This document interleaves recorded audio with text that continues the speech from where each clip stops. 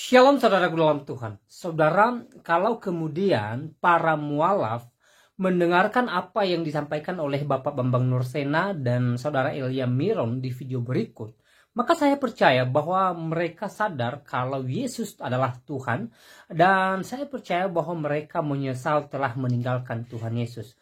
Untuk itu, buat saudara yang selalu terberkati dengan pelayanan Bapak Bambang Nursena dan juga Elia Miron, silahkan like video ini. Saudara, mereka menyampaikan beberapa poin yang harus kita pahami, di mana mereka menunjukkan dalilnya bahwa Yesus adalah Tuhan dan Juru Selamat. Untuk itu, langsung saja kita lihat videonya terlebih dahulu sebelum kita berkomentar. Dan sekali lagi tekan tombol like, subscribe, dan share video ini supaya menjadi berkat bagi banyak orang. Tadi pagi kita sudah belajar tentang manusia di hadapan keagungan Allah. Maka hari ini kita akan belajar tentang bahwa Injil itulah yang berharga. Yang berharga itu hanyalah Injil, di mana saya mengatakan bahwa kematian dan penderitaan yang nyata menimpa semua manusia itu seharusnya membuat kita memandang pada salib. Ayatnya dari Roma 1 ayat 16 dikatakan demikian. Sebab aku mempunyai keyakinan yang kokoh dalam Injil, karena Injil adalah kekuatan Allah yang menyelamatkan setiap orang percaya, pertama-tama orang Yahudi tetapi juga orang Yunani. Sekali lagi, sebab aku mempunyai kesaksian yang kokoh dalam Injil, karena Injil adalah kekuatan Allah yang menyelamatkan setiap orang percaya, pertama-tama orang Yahudi tetapi juga orang Yunani. Bapak Ibu, kalau tadi pagi kita sudah belajar bagaimana kita sebenarnya merenungkan dan memahami bahwa kita adalah orang yang tak berarti, orang yang tak berguna, orang yang bukan siapa-siapa, yang begitu hina di dalam keberdosaan kita di hadapan keagungan Allah. Tapi meskipun demikian, Ia masih memperhitungkan kita di dalam karya keselamatannya melalui salib. Maka karyanya itulah yang kita sebut Injil. Maka saya mengatakan bahwa yang berharga itu hanyalah Injil. Pertama-tama kita harus mengetahui bahwa firman Tuhan mengatakan langit dan bumi akan berlalu, tetapi firman-Ku tidak akan berlalu. Ketika berbicara tentang Injil, keindahan dan kemuliaan Injil, kemuliaan dan kehebatan Injil, itu lebih berkilauan daripada emas yang berkilauan. Itu lebih kuat daripada kerajaan dimanapun, dan itu lebih indah daripada keindahan duniawi. Ketika Nabi Yesaya diberi penglihatan oleh Tuhan, aku adalah orang yang najis bibir, aku adalah orang berdosa, maka Ia akan menghanguskan aku ketika aku melihat kemuliaannya. Ketika Musa bertemu dengan Allah, Tuhan berkata, lepaskan kasutmu, karena aku kudus dan engkau tidak kudus. Maka ketika Musa bertemu dengan kemuliaan Allah, Musa pun tidak tahan melihat betapa mulianya Dia. Tetapi terlebih-lebih lagi, 2000 tahun lalu kita berhadapan dengan firman Allah yang menjadi manusia. Itulah Kristus. Berbicara tentang Injil, mengapa dia yang begitu berharga? Itu karena di dalam sabda, di dalam firman yang menjadi manusia itu, kita beroleh segala sesuatu. Di dalam inkarnasinya Dia merangkul kemanusiaan kita. Di dalam penderitaannya Dia menanggung penderitaan kita. Di dalam kebangkitannya Ia memulihkan pintu kekekalan bagi kita yang sudah mati di dalam dosa. Jadi satu-satunya yang berharga, satu-satunya yang termahal dari apapun, itu hanyalah Injil Tuhan. Kita merenungkan, kita mengerti bahwa kita bukan siapa-siapa tanpa Tuhan. Tapi satu cara Tuhan untuk membuat kita yang bukan siapa-siapa menjadi sesuatu dan bencana yang berharga di hadapan Allah, itu melalui firman-Nya yang hidup. Injil itu bukan seperangkat aturan. Injil itu juga bukan tentang kode etik. Tapi Injil adalah firman Allah yang menjadi manusia. Tapi apakah Bapak mengerti, Bapak Ibu mengerti, mengapa firman Allah itu harus menjadi manusia? Mengapa Injil itu harus yang paling berharga? Apa yang membuat dan apa argumentasi bahwa Injil itu adalah yang berharga bahkan bagi mereka yang tidak mengenal Kristus? Segala sesuatu yang bernafas dan yang dilahirkan dari perempuan di semesta ini harus mendengarkan Injil yang adalah yang berharga itu, agar ia dilahirkan kembali dari Kristus melalui baptisan. Untuk apa engkau lahir di dunia? Untuk binasa? Tetapi Injil datang agar kamu dilahirkan kembali. Itulah firman Tuhan yang kita baca, bahwa Injil itulah kekuatan Allah. Injil itu telah mati. Berita baik itu telah mati di dalam kematian Kristus. Tapi ia tidak hanya mati, dia bangkit menginjak-injak kepala maut itu sebagai pemenang, agar kamu juga mengambil bagian di dalam kemenangan Kristus. Maka Injil yang harus diberitakan adalah Injil yang murni, di mana setiap orang berdosa, di mana kesadaran bahwa kita bukanlah orang yang berguna, maka kita menerima kasih karunia-Nya di dalam keagungannya untuk mengenakan Dia sebagai pakaianmu, untuk mengenakan Dia sebagai sesuatu yang paling berharga di hadapanmu. Maka dengan kata lain, itulah kekayaanmu.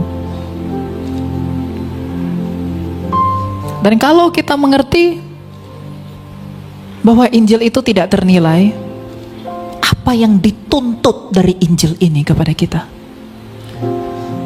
Injil itu menuntut semua orang. Itu menuntut saya, itu menuntut kamu. Kenapa ia menuntut saya? Mengapa ia menuntut kamu? Karena ia di dalam kuasanya itu telah terlebih dahulu melucuti kuasa maut. Adam berpengharapan kepada anak laki-laki yang dijanjikan kepadanya. Ketika manusia pertama jatuh ke dalam dosa, yang Tuhan janjikan bukan agama, yang Tuhan janjikan bukan kepercayaan. Tuhan hanya menjanjikan akan ada seorang anak laki-laki yang akan meremukkan kepala ular, dan ular itu akan meremukkan tumitnya. 2000 tahun lalu ular itu meremukkan tumitnya Yesus dengan menyalibkannya. Tetapi pada saat yang sama, dia menginjak-injak kepala maut itu melalui kebangkitannya. Berita Injil, keagungan dari Injil itu adalah berita kebangkitan Kristus. Karena di dalam kebangkitannya itulah saya, kamu yang berdosa, saya dan kamu yang mati, saya dan kamu yang lesu di dalam rupa-rupa penderitaan, jiwamu didandani oleh Injil, jiwamu punya pengharapan di dalam Injil, jiwamu itu dihiburkan di dalam Injil. Jika engkau berpikir bahwa hal-hal bendawi dapat menghibur jiwamu, engkau berpikir bahwa kekayaanmu bisa menghantarkan jiwamu, engkau berpikir bahwa apa yang ada padamu bisa memulihkan keadaan jiwamu, orang-orang terkaya tidak akan menderita, orang-orang paling berhikmat tidak akan mati, orang-orang yang paling kuat tidak akan lemah. Tetapi Injil ini datang agar di dalam kesederhanaanmu, atas penerimaanmu kepada Kristus, kamu beroleh penghiburan. Karena kebahagiaan itu bukan status bendawi, kebahagiaan adalah status batin. Karena apapun kepercayaanmu, apapun agamamu, apapun yang kamu yakini, kerinduanmu adalah bersatu dengan Allah. Dan bagaimana saya bisa bersatu dengan Allah? Kamu dicipta oleh firman, berfirmanlah Allah, baiklah kita menjadikan manusia menurut gambar dan rupa kita. Saya ini dicipta menurut polanya firman itu. Firman Allah lah yang menjadikan saya. Maka ketika kita semua adalah ciptaan yang diciptakan oleh firman Allah itu rusak, maka firman Allah itu sendiri yang datang memulihkan yang rusak itu. Makanya dengan agung Injil Yohanes mengatakan firman itu telah menjadi manusia. Mengapa firman itu harus menjadi manusia? Karena manusialah yang pertama sekali mengundang maut itu Maka firman itu harus menjadi manusia, agar di dalam keadaannya yang manusia itu, dia menaklukkan maut itu. Makanya Injil yang disampaikan Rasul Paulus berkata, oleh karena ketidaktaatan satu orang, semua orang telah berdosa, tapi oleh karena ketaatan Kristus, dia membenarkan siapa yang percaya kepadanya.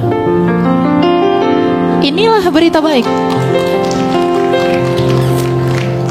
Berita baik bukan tentang kamu percaya Tuhan, lalu kamu memperoleh hal-hal duniawi. Berita baik bukan tentang apa yang kamu minta diberikan Tuhan. Tuhan, saya mau ini, saya mau ini, saya mau ini. Apakah kamu bisa kejar itu? Boleh. Tapi yang terutama, yang membuat hidup kita penuh dengan syukur, itu kebangkitan Kristus. Oleh karena itu saudara-saudara, mengapa kita hanya harus bermegah? Mengapa kita harus berbangga? Mengapa kita harus merenungkan? Mengapa kita harus mengerti bahwa Injil itu adalah hidup? Karena semua orang telah menderita. Bukan hanya saya, tapi kamu juga menderita. Saya juga mati, kamu juga mati. Pernahkah kamu membayangkan bagaimana penderitaan Kristus yang adalah Sang Injil itu? Pernahkah kamu melihat betapa sudinya ia lahir di kandang domba yang hina? Dia yang mulia, yang tidak menganggap kesetaraan dengan Bapaknya, tetapi dia rela tidur di kandang yang hina demi kamu. Dia rela berdiam di tempat yang tidak dipandang. Melalui perjamuan suci, Kristus ada di dalam tubuhmu yang cemar itu.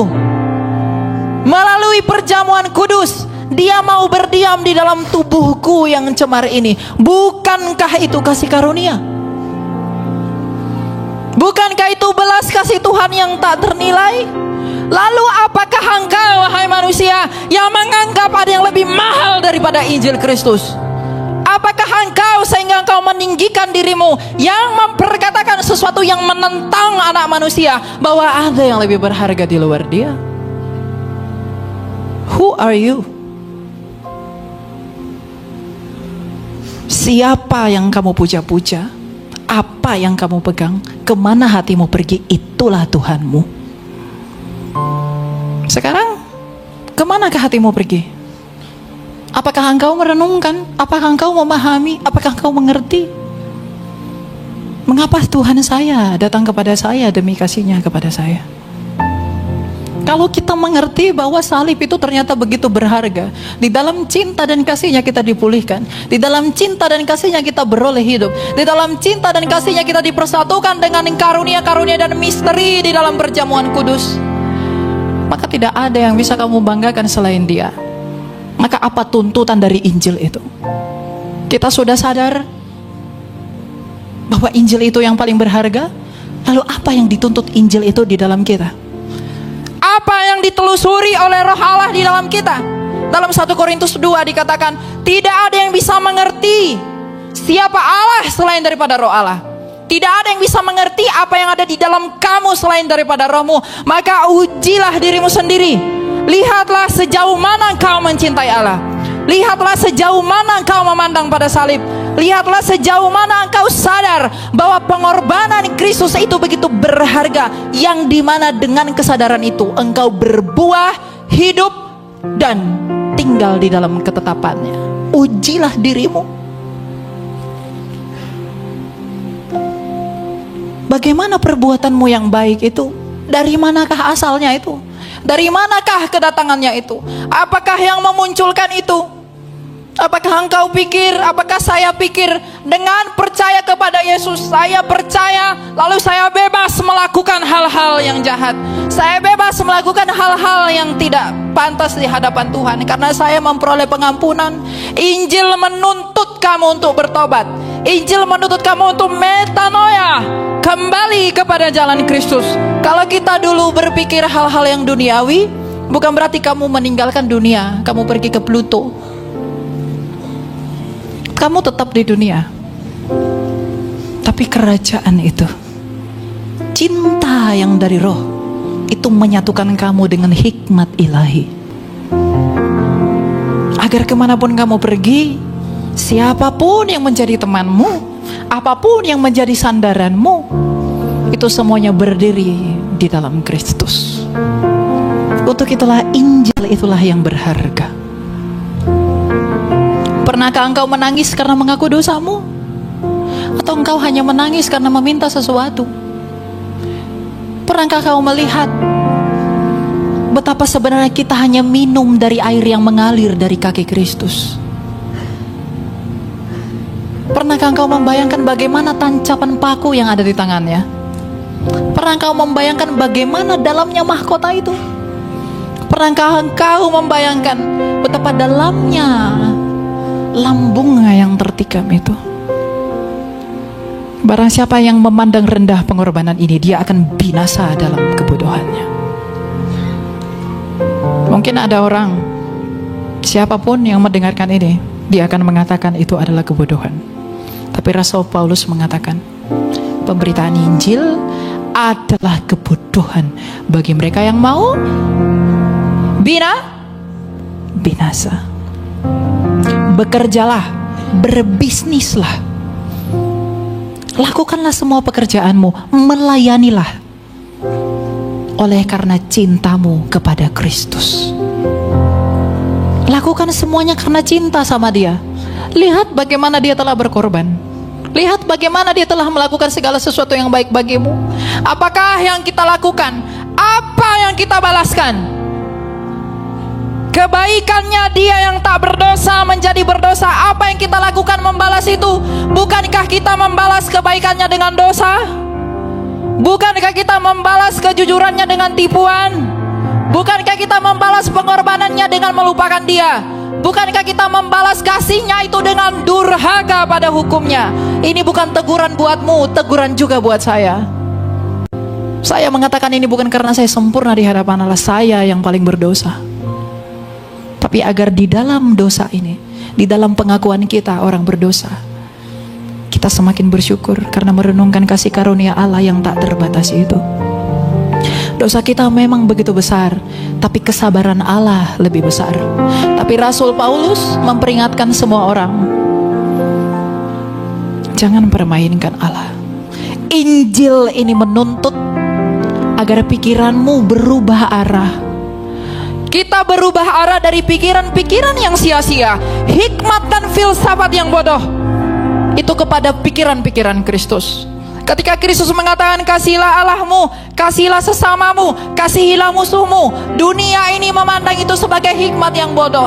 Tapi jika engkau di dalam persekutuan dengan Allah, di dalam engkau ada roh Allah, maka roh Allah itulah yang memampukan kamu untuk bisa mengerti hukum-hukum itu. Karena dalam Yohanes 8 ayat 23 dia berkata, aku dari atas, kamu dari bawah. Aku bukan dari dunia ini, kamu dari dunia ini. Jadi kalau kita, impian kita adalah bersatu dengan Dia yang tidak di dunia ini, maka hiduplah sebagaimana yang Kristus kehendaki. Hiduplah di dalam kasih. Kasih itu tidak menutupi dosa, tapi kasih itu memberitahu dosa. Kasihmu kepada Allah itu membuat engkau taat sama Dia. Jadi kalau kita hari-hari ini sedang nyaman di dalam dosa, keluar. Itulah yang Injil ini tuntut dari semua dari kita. Jika engkau masih membanggakan apa yang kau pakai, jika engkau membanggakan apa yang kamu pegang, bertobat. Karena pikiranmu duniawi dan sia-sia.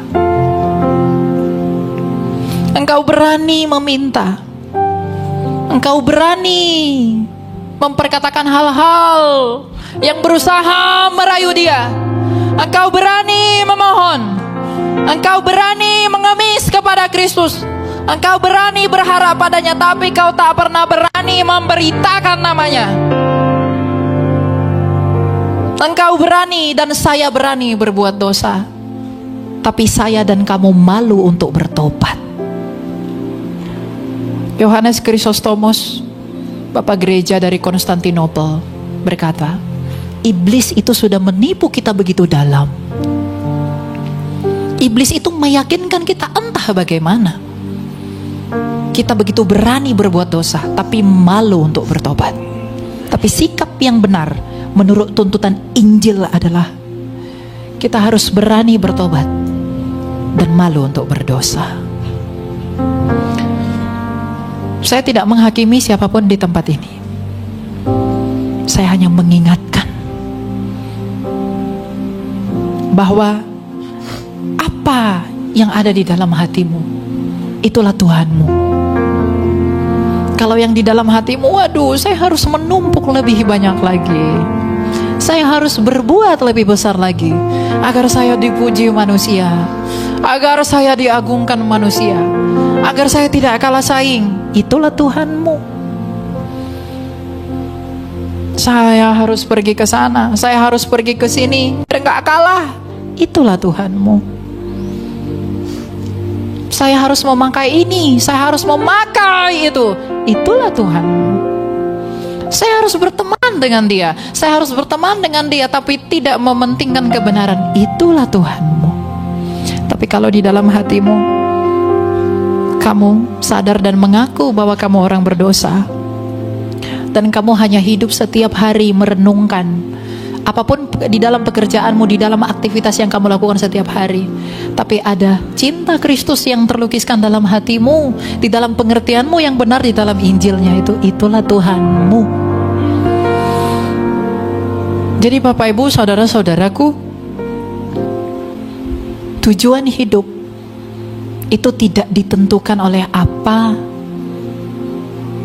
yang kamu lihat, tapi tujuan hidupmu adalah tentang reformasi hatimu. Nous dalam bahasa Yunani itu adalah inti dari roh manusia. Nous itulah yang rusak ketika manusia jatuh ke dalam dosa. Emang kamu pikir ketika kamu mati, kamu kehilangan pikiran? Tidak. Sejatinya pikiran-pikiranmu, apapun yang kamu pikirkan itu bukan datang dari sini, itu datang dari hatimu. Pikiran itu hanya tempat menyalurkan secara jasmani. Makanya Amsal 4 ayat 23 mengatakan apa? Jagalah hatimu dengan segala kewaspadaan, karena dari situlah terpancar kehidupan. Jagalah hatimu agar tetap murni di dalam cintamu yang mula-mula itu. Jagalah hatimu agar di dalam hatimu cintamu itu tetap menyala-nyala bagaikan api kepada Dia yang tersalib itu, sehingga engkau melakukan apapun yang dikehendaki oleh api yang menghanguskan itu, engkau tetap melakukannya dengan kesetiaan. Banyak orang punya kasih mula-mula tapi tidak konsisten. Aku cukup terima Yesus, aku cukup percaya, menangis 1 kali 2 kali, mengakui dosaku, udah hidup seperti biasa. Mengapa engkau kehilangan kasih-Mu yang mula-mula? Mengapa engkau melupakan pengorbanan Tuhan-Mu yang berlaku buat seluruh hidupmu?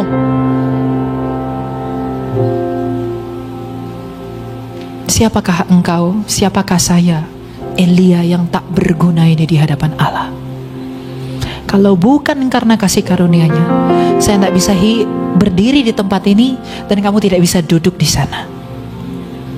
Orang bisa kaya, orang bisa punya banyak duit, orang bisa pinter, orang bisa hebat, tapi kalau tanpa perizinan Tuhan, ia tak bisa menikmati semuanya itu. Tapi kalau Bapak Ibu masih dapat menikmati cinta dengan keluarga, rezeki berkat yang Tuhan berikan, apapun yang Tuhan berikan dalam hidupmu, kamu menggunakan itu, kamu menikmati itu, maka seharusnya hal itu tidak memalingkan kamu dari Injil, tapi semakin membuatmu cinta kepada Injil. Banyak orang yang minta sesuatu dari Tuhan setelah diberikan lupa, bukan? Orang yang miskin seperti saya banyak. Tapi banyak orang yang ketika dia menjadi kaya, dia merasa dia tidak butuh Tuhan. Dia merasa pikirannya lebih tinggi daripada pikiran Allah. Dia tidak mau tunduk. Dia berpikir bahwa dia sudah sempurna. Padahal kitab suci mengatakan tulisan yang diilhamkan oleh Allah itu bermanfaat untuk mengajar kita, mendidik kita dalam kebenaran, agar kita beroleh pembenaran. Jadi renungkanlah apa yang ada dalam hatimu. Kalau hatimu selalu pergi ke pacarmu, yang mungkin orang tercantik atau terganteng di dunia itu, itulah Tuhanmu. Kalau kamu mengandalkan dan membanggakan itu, Injil Kristus tak berguna bagimu.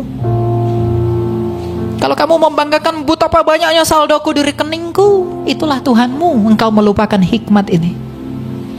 Kalau engkau membanggakan, oh papa saya bekerja ini, mama saya begini, itulah Tuhanmu, kamu melupakan ini. Tapi ketika dia datang seperti pencuri, engkau kaget dan menyesal. Dan yang lebih mengerikan lagi, itu tidak berguna. Maka kembalilah kepada Injil. Apakah Bapak Ibu tahu siapa yang menuliskan Injil itu adalah kekuatan Allah? Rasul yang begitu kaya, rasul yang begitu pintar.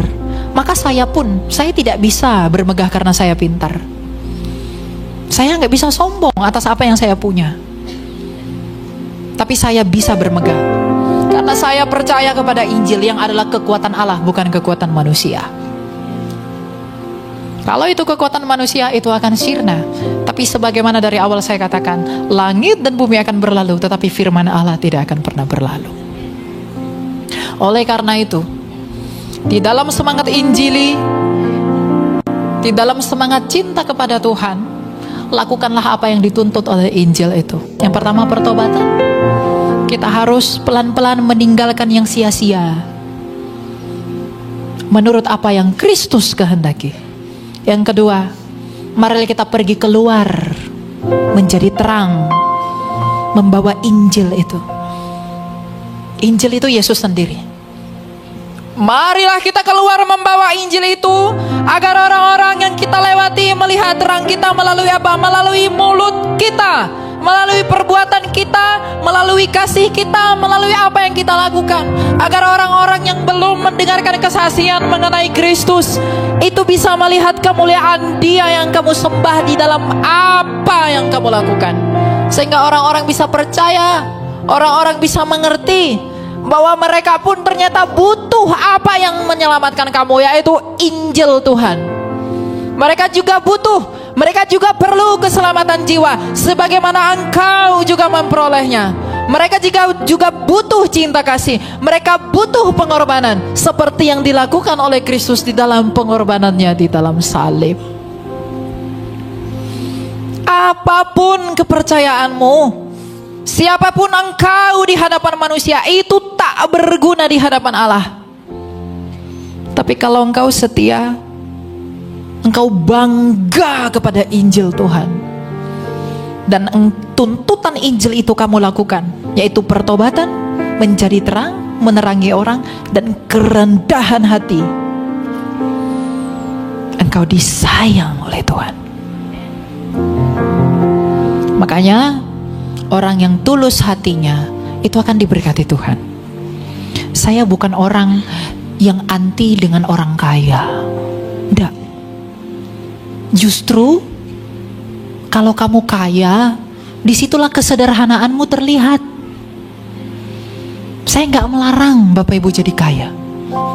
Silakan jadi kaya. Tapi ingat, jangan kekayaanmu itu membuat kamu kehilangan cintamu kepada Injil Tuhan. Jangan kekayaanmu itu membuatmu mengandalkan itu lalu melupakan yang mungkin menurutmu tidak berarti, yaitu salib. Jangan kekayaanmu itu membuat engkau merasa engkau sudah segalanya, dan kamu melupakan Tuhan dan melupakan apa yang Tuhan perkenankan.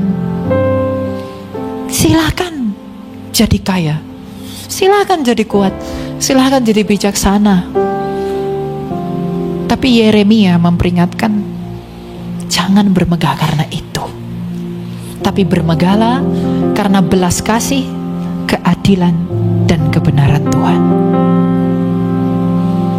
Kalau siapa yang mengerti di tempat ini mengenai perkataan itu, maka di dalam kamu ada Roh Allah. Karena yang bisa membuat kamu mengerti tentang hal itu hanyalah Roh Allah sendiri. Karena Roh Allah lah yang menyelami siapa Allah.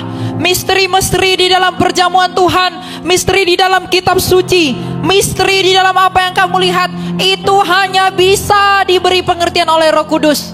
Karena mengenai yang ilahi, Athanasius berkata bahwa tidak ada yang bisa menyelami Allah selain daripada Roh Allah itu sendiri.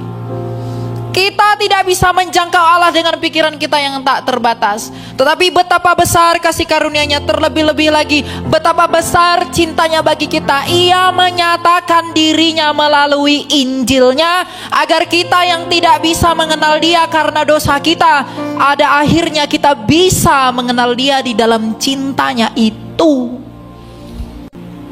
Kalau kamu mengenal apapun yang kamu miliki karena manusia, itu manusiawi. Tapi kalau kamu tidak mengenal Allah, itu sia-sia. Apa yang bisa diberikan oleh batu yang ada di luar sana? Ketika Nabi Elia berhadapan dengan penyembah Baal, bukankah Elia agak nakal? Mungkin Allah mau ke kamar mandi, mungkin Allah mau ke WC. Jadi anak-anak muda Kristen yang mulai berpikiran liberal, ada yang lebih berharga di luar Injil. Saya mau mencari yang lebih hebat dari Injil. Dengarkan ini, bahwa kamu tidak akan menemui satu kabar baik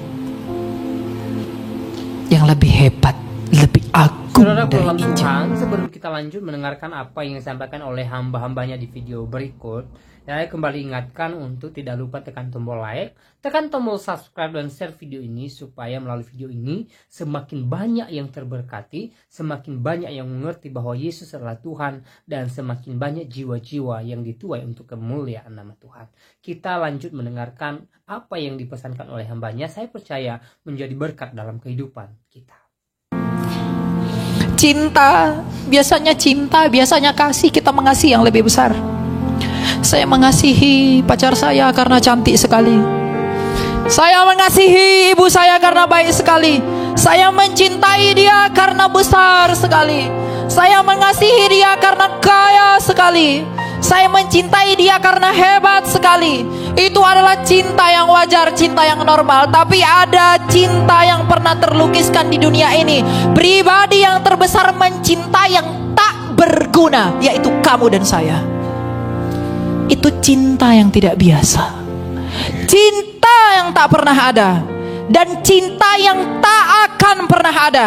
Itulah Injil Tuhan. Karena firman yang agung, yang mulia, yang memiliki kemuliaan bersama dengan tahta Bapaknya sejak kekal, itu merendahkan dirinya demi kamu dan demi saya yang berdosa, yang hina, tak berguna, dan tidak berarti. Jadi kalau kita mencintai Allah, itu wajar, dan itu tuntutan karena Dia lebih besar daripada kita. Tapi ketika Allah mencintai kamu, siapakah kamu di hadapan Allah? Bukankah cintanya yang besar itu harusnya membuat kamu sadar bahwa tidak ada yang lebih berharga dari hal ini? Bukankah hal itu cinta Dia yang kudus, mencintai kamu dan saya orang berdosa, membuatmu mengerti bahwa hidupku ternyata dikasihi sekalipun aku terhilang, sebab Ia tidak menolak anak yang hilang. Jadi anak-anak muda siapapun di sini, kalau engkau tidak mau menemui Allah karena engkau merasa begitu jauh dari Dia, engkau tidak mau datang kepada gereja karena engkau merasa terlalu berdosa, justru engkaulah yang paling dicari. Kamulah yang paling dicari, karena Dia tidak datang untuk orang yang sempurna. Dia datang sebagai orang yang hina, untuk juga orang-orang yang terhina. Ini cinta yang tak akan kamu temui dimanapun. Cinta di dalam Injil. Makanya saya mengatakan, membuat judul ini, bahwa Injil itulah yang paling berharga. Kalau kamu mencari kekayaan dengan menyembah dewa-dewa, Engkau mencari kebijaksanaan dari batu-batu. Engkau mencari kesembuhan dari pohon-pohon. Apa yang bisa diberikan bagimu? Apa pengorbanan batu bagimu? Apa pengorbanan patung bagimu? Engkaulah yang memberi pengorbanan bagi mereka. Engkau memberikan sesajen. Engkau memberikan persembahan agar mereka lunak hatinya. Agar batu-batu, patung-patung itu memberikan bagimu dengan memberikan kepada mereka. Tapi Allah, apa yang kau beri bagi Allah? Tapi Ia memberikan yang terbesar bagi kamu. Apa yang kau berikan bagi Allah? Tidak ada. Engkau pikir engkau menghabiskan waktumu buat Allah? Apakah itu pengorbananmu? Tidak. Jangan ada yang tepuk dada. Bahkan saya pun sebagai pelayan Tuhan, setiap malam saya mengatakan, Tuhan, aku ini orang berdosa. Tadi pagi di hotel saya berdoa sama Tuhan, Bapa, aku ini tidak layak. Begitu banyak orang yang mengatakan aku tidak layak di dalam penghinaan dan maksud mereka yang mungkin mulia menurut Engkau. Tapi justru di dalam ketidaklayakan inilah aku menemukan cinta dan kasih-Mu itu. Bahwa kasih-Mu itu terlalu besar bagi kami yang tidak layak ini. Jadi anak-anak muda, jangan merasa kamu tidak layak. Kamu memang tidak layak. Tapi di hadapan Allah, kalau kamu mau, kamu bisa dilayakkan. Melalui apa? Injil Tuhan.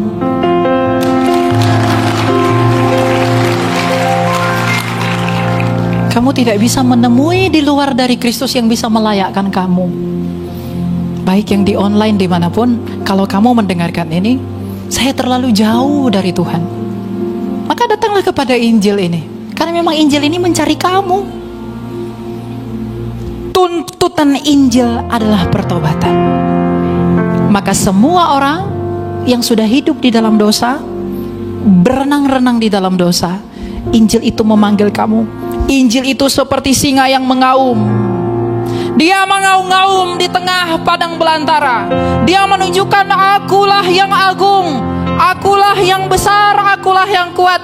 Maka firman Allah yang menjadi manusia, yaitu Injil Kristus, dia mengaum-ngaum di tengah kerajaan dunia, kerajaan yang gelap. Dalam Efesus 6 seperti perkataan Rasul Paulus, Injil itu mengaum-ngaum 2000 tahun lalu di satu tempat yang bernama Yerusalem, yang lahir di kota Bethlehem. Dia orang Nazaret. Dia mengaum-ngaum, di luar aku engkau tak bisa berbuat apa-apa. Kalau kamu tidak percaya kepadaku, engkau akan mati dalam dosamu. Dia mengaum begitu agung untuk mengajak kamu agar kamu beroleh hidup, sebagaimana ia juga telah hidup kembali dengan matinya ia sebagai manusia. Jadi kalau kamu mau memperoleh hidup, kalau kamu mau mendapatkan hidup, percayalah kepada hidup. Dengan agung Injil itu bersabda dalam Yohanes 14 ayat 6, akulah jalan, tapi bukan hanya jalan, dan kebenaran, dan tidak hanya itu, akulah hidup itu sendiri. Maka kalau kamu mau hidup, percayalah kepada Dia yang hidup itu.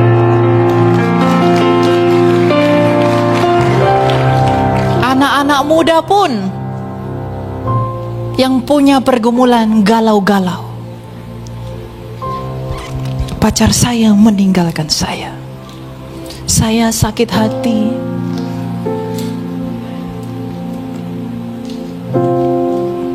Kalau kamu sakit hati, bukankah Kristus lebih layak sakit hati kepadamu? Karena kamu lebih mementingkan orang lain daripada Dia? Semua orang punya pergumulan, bukan? Semua orang punya penderitaan. Anak muda punya penderitaan. Kamu tak akan menemukan kebahagiaan kalau kamu mencari yang lain. Kamu tidak akan menemukan kebahagiaan oleh benda-benda. Mau HP mau merek apapun, mau mobilmu secanggih apapun, itu bisa mogok. Mau rumahmu segede apapun, datang banjir, hangus. Tapi kalau kamu menderita, kamu tidak bahagia, itu masalah jiwa. Maka datanglah kepada Roh yang memulihkan jiwamu, yaitu Roh Kudus. Roh Kudus yang memulihkan jiwamu, Roh Kudus yang memperbaiki batinmu. Maka buktikanlah bahwa nous, inti dari rohmu itu belum rusak total. Tetapi engkau di dalam cinta melalui karunia-karunia Allah, engkau perlahan sedikit demi sedikit berjuang melawan dagingmu. Engkau sedikit berjuang melawan apa yang mengikat kamu, hingga pada akhirnya Tuhan sendiri yang akan turun tangan untuk menguatkan kamu karena hatimu mau sungguh-sungguh bertobat. Enggak ada orang yang bertobat sempurna tuh, enggak ada. Enggak ada. Tetapi kalau hatimu selalu mencintai Tuhan dengan mengarahkan pikiranmu kepada pikiran-pikiran Injil, yaitu ingin berubah dari kegelapan menuju terang, Tuhan yang akan memampukan kamu. Masalahnya, apakah kamu punya niat? Apakah kamu punya kemauan? Apakah saya punya niat? Apakah saya punya kemauan untuk datang kepada kebenaran Tuhan itu? Untuk datang kepada kehendak Tuhan itu? Para suami mendatangi istrinya karena begitu mencintai istrinya. Ketika istrinya meminta, saya mau baju baru, suaminya bilang, oke sayangku, ku belikan.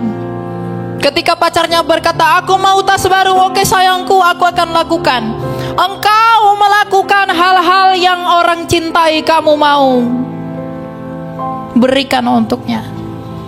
Orang-orang yang kamu cintai, begitu kamu cintai, engkau melakukan apapun yang dia mau. Anak-anak muda yang di sosial media, mereka melakukan bukti cinta, membeli semua kemauan cinta sang yang tercinta,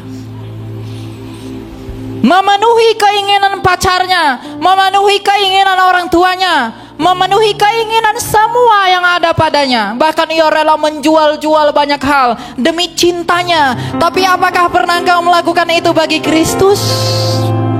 Apakah engkau pernah melakukan itu bagi Yesus? Apakah engkau pernah melakukan itu bagi Allah? Apakah engkau berpikir bahwa pengorbanannya di kayu salib itu lebih rendah daripada pengorbanan pacarmu? Apakah engkau berpikir bahwa itu lebih kecil daripada pengorbanan manusia? Apa yang ada dalam hatimu, itulah Tuhanmu.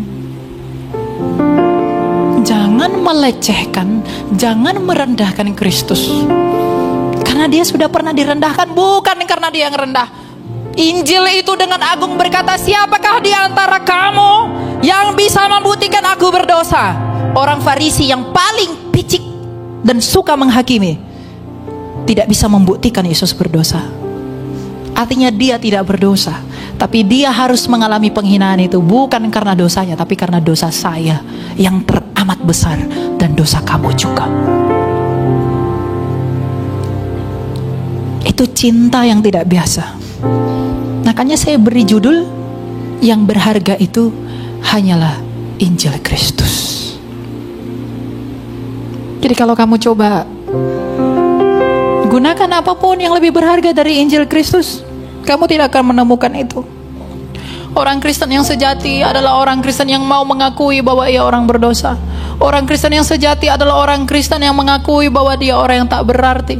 Orang Kristen sejati, orang Kristen, orang yang mau mengatakan bahwa dia bukanlah apa-apa tanpa Tuhan. Tapi pada waktu yang sama, di dalam cara yang sama, Allah begitu mengasihi dia sehingga tangannya yang panjang, yang tak ternilai itu menjangkau kamu di dalam kemanusiaan dari firman yang hidup.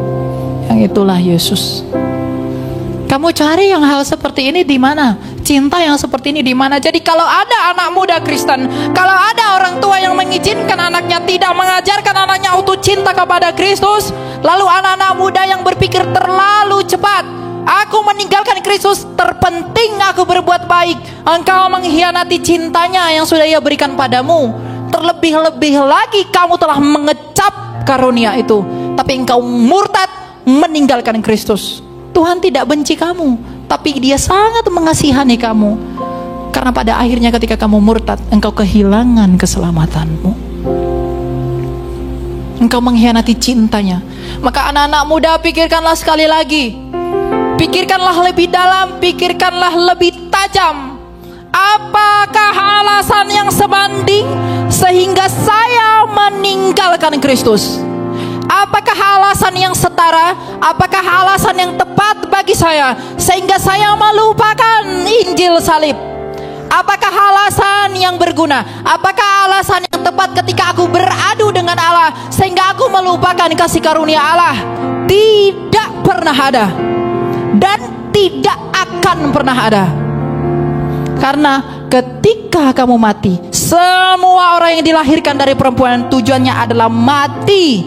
Tapi matinya yang bagaimana? Engkau mati binasa, maka pergilah keluar Kristus. Engkau mati teraniaya, maka percayalah yang di luar Kristus. Tapi kalau kamu mau mati, yang di dalam kematianmu itu engkau menemukan keuntungan, maka datanglah kepada Kristus. Tetapi ingat, kalau matimu mau keuntungan, hidup itu harus Kristus. Jadi bertobatlah. Mari kita meninggalkan dosa-dosa kita. Mari kita berani mengaku dosa. Mari kita berani bertobat dan malulah berbuat dosa. Mari kita mulai hidup benar. Mari kita mulai merenungkan bahwa kita memang bukan siapa-siapa. Maka kita berusaha untuk menyenangkan hati Allah. Sebagaimana kita berusaha mau menyenangkan hati orang tua, mau menyenangkan hati pacar kita, mau menyenangkan hati semua orang, karena kita mencintai mereka. Tapi sekarang cintailah Allah agar engkau melakukan apa yang Tuhan mau, agar engkau melakukan apa yang Dia yang kamu cintai mau, yaitu mengasihi Allah dengan mau taat kepada perintahnya, tunduk kepada kemauannya, kemudian mengasihi manusia dengan menginjili mereka. Kalau kamu merasa ada orang yang belum percaya kepada Yesus, tapi kamu merasa biasa-biasa saja, kamu nggak percaya Yesus. Karena kalau kamu melihat orang yang belum percaya, tapi kamu biasa-biasa aja, artinya tidak ada roh yang mendorong kamu untuk menginjili mereka. Kasihmu kepada manusia bukan dengan memberikannya 2 bungkus nasi padang, tapi dengan menginjilinya. Kalau mereka menolak, jangan kamu marah, karena itu bukti bahwa mereka di dalam kegelapan. Justru kalau mereka marah-marah sama kamu, justru ketika mereka benci sama kamu, kamu harus semakin mengasihi mereka, karena itu adalah bukti bahwa mereka perlu kebenaran seperti yang ada pada kamu. Kasihilah Allah, bertobatlah, berubahlah pikiran, banggakanlah Kristus, dan kasihilah sesamamu manusia. Injililah keluargamu, injililah semua orang yang kamu temui. Jangan kamu takut mati, karena matimu keuntungan dalam Kristus. Apa yang kamu takut mati? Dan yang terpenting, kasihilah musuhmu. Inilah ajaran yang tidak ada di tempat manapun. Inilah ajaran yang paling melekat dengan Injil. Karena tanpa ini engkau tidak bisa hidup. Oleh karena itu, sebagai penutup, saya mengatakan, cinta kepada Allah adalah cinta kepada manusia. Kegagalan mengasihi manusia adalah kegagalan mengasihi Allah. Hiduplah di dalam Injil, berbanggalah, bertekunlah, karena Allah itu besar, Allah itu baik, dan yang Ia kehendaki adalah kita semua diselamatkan. Tuhan. Sebelum kita lanjut, kita mari berdoa, merenungkan apa yang sudah kita peroleh. Mari kita tunduk kepada kehormatan Allah. Kita mengakui semuanya yang ada di dalam hati kita. Sabda Yesus tentang hari dan saatnya tidak seorang pun tahu. Malaikat di surga tidak tahu, anak tidak tahu, hanya Bapa yang tahu. Loh, kalau Yesus Tuhan kok tidak maha tahu? Ya kan? Teks itu dilatar belakangi ungkapan dalam perkawinan Yahudi.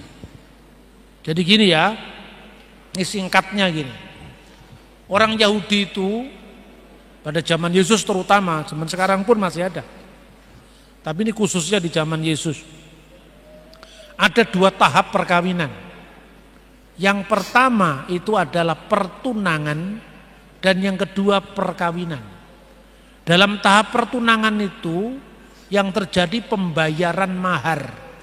Bahasa Ibraninya muhar, bahasa Arabnya mahar. Dan penandatanganan ketubot. Ketubot itu adalah surat nikah. Jadi ketika sudah dibayar maharnya, tanda tangan, resmi sudah. Jadi pertunangan itu peresmiannya, belum pemberkatannya. Jadi resmi secara hukum, keluarga pengantin laki-laki ini pulang ke rumahnya, menyiapkan rumah. Ketika dia sudah punya rumah, menyiapkan bagi istrinya, balik menjemput istri. Maka dalam konteks pertunangan itu sudah mengikat secara hukum. Maka kalau Anda baca Alkitab bingung lagi kalau nggak ngerti konteks budayanya. Yusuf kan baru bertunangan dengan Maria. Ketika Maria hamil, padahal dari Roh Kudus, dia mau menceraikannya secara diam-diam. Coba, kalau Anda pahami dalam konteks Indonesia, bagaimana orang pertunangan kok perceraian? Tunangan kan belum resmi, itu tunangan Indonesia, itu tunangan Eropa. Kalau tunangan Yahudi sudah resmi, hanya belum boleh bercampur. Setelah boleh bercampur tadi waktu perkawinan. Waktu perkawinan itu, ya, pemberkatan yang disebut Sefa Brakot, 7 berkat perkawinan, dan masukkan cincin sebagai simbol bahwa pengantin laki-laki milik pengantin perempuan. Ketika mahar sudah dibayar, keluarga pengantin laki-laki bersama sahabat pengantin pamit pulang. Karena semuanya sudah lunas, sudah saya bayar, semuanya sudah selesai, sudah lunas, maka saya pamit ya. Kenapa harus tergesa-gesa? Minumlah seteguk 2 teguk anggur dulu. Alangkah baiknya kalau cepat pulang saja, agar saya bisa siap-siap menyiapkan rumah bagi pengantin saya. Karena di rumah bapak saya masih banyak tempat yang harus saya siapkan. Pulang, ya sudah pulang. Setelah dia menyiapkan rumah, selama dia masih belum diberkati dalam perkawinan itu, si anak itu berada dalam ketaatan bapaknya sampai dia dilepaskan dalam 7 berkat perkawinan. Maka pengantin perempuan itu keluarganya bertanya, kapan kamu akan kembali? Saya tidak tahu. Sahabat pengantin yang mencarikan jodoh tadi, Susbenim tadi juga tidak tahu. Hanya bapakku yang tahu. Karena apa? Selama anak ini masih di dalam pertunangan, dia belum bertindak atas nama dirinya sendiri, tapi dalam ketaatan pada otoritas bapaknya. Setelah dia pulang, menyambut pengantinnya. Pengantinnya disambut, sudah disiapkan rumah dilambangkan dengan kanopi. Si pengantin perempuan tadi ada di dalam kanopinya dan dia kerudungnya belum dibuka. Kenapa harus pakai kerudung? Itu memperingati peristiwa perjumpaan Ishak dengan Ribka. Ketika kemudian Ribka bertanya, siapakah orang yang datang kepadaku? Eliezer menjawab, dialah tuanku. Maka dia menutup wajahnya dengan telekung. Itu yang diperingati dengan pemakaian kerudung. Jadi kerudung itu bukan budaya Islam, itu aslinya budaya Yahudi. Kemudian ketika datang, perempuan itu diiringi oleh sahabat pengantin tadi. Dia masuk sendiri, membuka hijab dari calon pengantinnya tadi di kanopi tadi. Ketika dibuka, kan baru pertama kali dia tahu itu kan zamannya pertunangan. Dia berteriak kegirangan, puji Tuhan, pengantinku cantik sekali. Teriakannya itu didengar oleh sahabat pengantinnya tadi. Itulah yang dilambangkan ketika Yohanes 3:19 mengatakan, pengantin perempuan miliknya pengantin laki-laki, dan sahabat pengantin yang berdiri di dekat dia bersukacita mendengar suara pengantin laki-laki. Kini sukacitaku menjadi penuh. Karena Yohanes Pembaptis itu ibarat sahabat pengantin laki-laki yang menjodohkan dengan pengantin perempuan.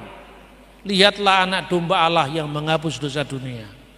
Setelah itu penukaran cincin dibaca kitab Kidung Agung. Setelah penukaran masuk cincin tadi, kemudian mengelilingi pengantin perempuan tadi, mengelilingi pengantin laki-laki yang duduk di kursi itu. Dan mengelilinginya harus berlawanan dengan arah jarum jam. Karena si laki-laki itu simbol Kristus. Dan perempuan harus mengelilingi searah jarum jam karena dia harus di sebelah kanan dari itu. Duduklah di sebelah kananku tadi. Makanya mengelilinginya harus berarah dengan bertentangan dengan jarum jam agar si pengantin tadi berada di sebelah kirinya dari sebelah kanannya. Muter ini. 7 berkat perkawinan dibaca, terakhir berkat piala anggur, lalu resmi suami istri. Perhatikan sekarang, Apa yang saya ceritakan dalam kisah ini kan mirip dengan peristiwa Yesus. Pertama kali Yesus membuat mujizat di Kana. Mujizat mengubah air menjadi anggur. Sampai pada kitab Wahyu ada perkawinan anak domba dengan jemaatnya. Simbol perkawinan lagi. Yesus ketika disalib mengucapkan sudah selesai. Sudah lunas. Itu maharnya bagi kita pengantin perempuan. Alangkah baiknya kalau aku pergi menyediakan rumah bagimu. Di rumah Bapakku banyak tempat tinggal. Persis dengan ungkapan perkawinan tadi. Itu simbol dalam perkawinan Yahudi. Jadi bukan Yesus tidak maha tahu. Tetapi selama Yesus menjadi calon pengantin laki-laki, masih dalam tahap pertunangan dengan jemaatnya. Dia harus tunduk pada kuasa Bapaknya sampai saatku tiba. Makanya ungkapan saatku tiba itu membayangkan ini. Saat perkawinan anak domba dengan gereja. Kita sudah simak apa yang boleh disampaikan oleh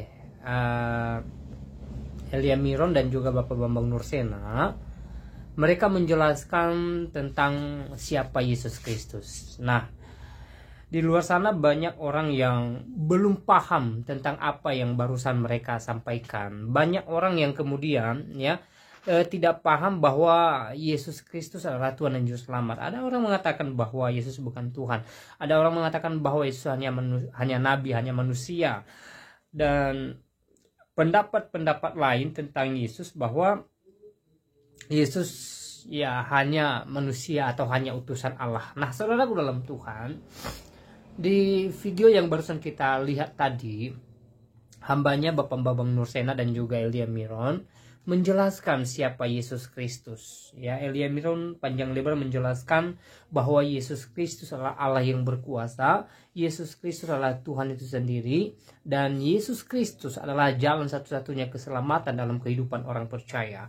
Nah, saudara dalam Tuhan, dari penjelasan hambanya Elia Miron, kita dikasih paham bahwa kita memiliki pengharapan di dalam Yesus Kristus. Ketika kita meninggalkan dunia ini kelak, kita sudah pasti masuk ke dalam kerajaan sorga yang Tuhan Yesus sediakan bagi setiap kita.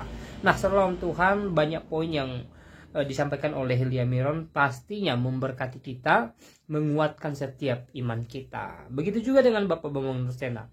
Dia mengawali cuplikan videonya dengan kalimat yang sering disampaikan oleh orang-orang yang belum percaya Yesus. Kalau Yesus Tuhan, kenapa dia tidak tahu hari kiamat? Nah, hal ini dijawab oleh Bapak Bambang Nursena bahwa secara natur kemanusiaannya itu dia tidak menyampaikan hari kiamat, tetapi bukan berarti dia tidak paham, dia tidak tahu kapan hari kiamat. Dia adalah Allah itu sendiri, jadi dia paham, dia yang mengatur segala waktu.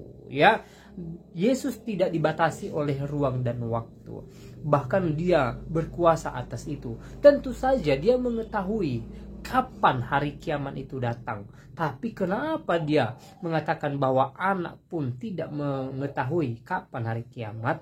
Sekali lagi, dia dalam natur manusia merendahkan diri dan tentunya taat kepada Allah Bapa. Dan saudaraku dalam Tuhan, hal ini merupakan misteri ilahi yang menjadi rahasia ilahi daripada Yesus Kristus. Jadi bukan soal hari kiamat yang terpenting dalam hidup ini, tetapi bagaimana kita selama kita hidup di dunia ini tetap percaya Yesus, tetap mengandalkan Yesus di dalam kehidupan kita. Itu yang terpenting, saudaraku dalam Tuhan. Memang banyak orang yang juga mempertanyakan tentang hari kiamat, tetapi hal yang terpenting adalah bagaimana kita percaya kepada Yesus Kristus, bagaimana iman kita tetap teguh di dalam Tuhan. Karena di luar sana banyak orang yang kemudian meninggalkan Yesus Kristus karena kurang pemahaman tentang Alkitab. Mereka punya pemahaman yang minim terhadap Alkitab, sehingga dengan mudah mereka meninggalkan Yesus Kristus. Dan saya katakan itu hak mereka. Ketika mereka berpindah keyakinan, itu merupakan hak mereka. Dan yang terpenting bagi kita anak-anak Tuhan, ya, mari kita pertahankan iman kita kepada Yesus Kristus. Kalau orang di luar sana berpindah keyakinan, silahkan. Sekali lagi itu hak mereka. Tapi bagi kita, mari kita tetap teguh di dalam Tuhan. Mari kita tetap pertahankan iman kita dan percaya bahwa ketika kita meninggalkan dunia ini, kerajaan sorga menjadi bagian kita, menjadi milik kita, sebagaimana disampaikan oleh hamba-hambanya di video tadi. Nah, saudara dalam Tuhan, selebihnya seperti apa tanggapan saudara? Silahkan tulis di kolom komentar. Tuliskan tanggapan komentar yang baik, yang positif, terutama tanggapan atau komentar yang memuji memuliakan nama Tuhan, dan komentar-komentar yang memberkati kita sekalian. Dan semoga hari-hari ini juga kita tetap semangat beraktivitas, semangat melakukan segala pekerjaan kita, semangat mencapai segala kerinduan, segala mimpi, dan tentunya kita yang senantiasa berserah kepada Tuhan. Di waktunya Tuhan senantiasa menjawab segala doa kita. Tuhan memberikan kita pengharapan baru, dan tentunya kita berbahagia di dalam Yesus Kristus. Nah, saudara dalam Tuhan, saya tidak terlalu panjang lebar menyampaikan pesan melalui video ini. Semoga video singkat ini memberkati kita dan Tuhan Yesus memberkati kita semua. Shalom.